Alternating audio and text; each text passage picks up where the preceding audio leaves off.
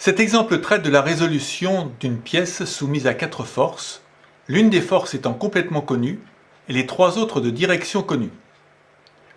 On va mettre en application le principe du pivot virtuel. A et B étant des liaisons ponctuelles sans frottement, la direction des forces en ces points est perpendiculaire au rail. La force en C est dans la direction du câble et la force P totalement connue.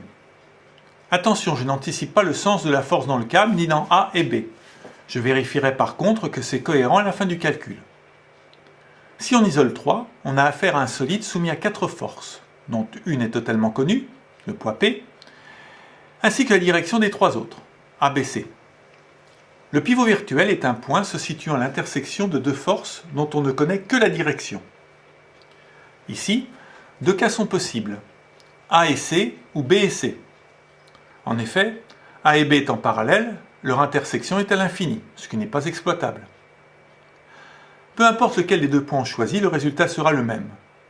Je vais donc choisir arbitrairement le point I, et je vous engage à faire cet exercice en choisissant le point J, et vérifier que vous trouvez bien le même résultat.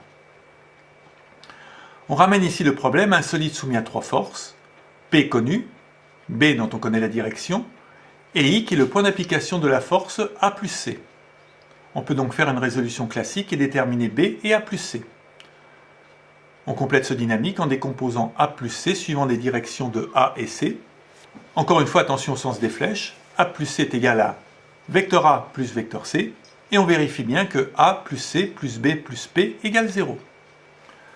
On vérifie également que le câble est bien en traction et que les forces en A et B sont bien dans le bon sens. Pour la construction de l'esquisse paramétrée, la benne 3 sera matérialisée par un triangle coté dont les sommets seront les points A, B et G. A et B sur une droite inclinée à 75 degrés. On a vu dans la playlist des fondamentaux en statique graphique qu'on pouvait faire glisser une force sur sa ligne d'action sans que cela ait des répercussions sur le résultat final. Pour simplifier l'esquisse, on va mettre C et G sur la ligne d'action de la force B.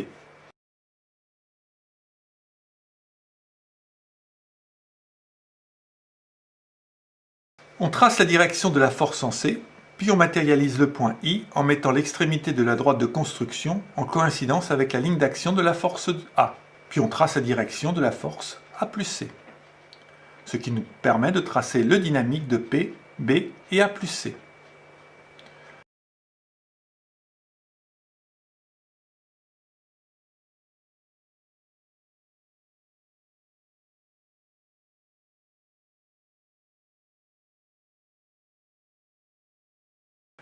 En menant 2 parallèles à A et C, on termine le dynamique pour trouver C et A.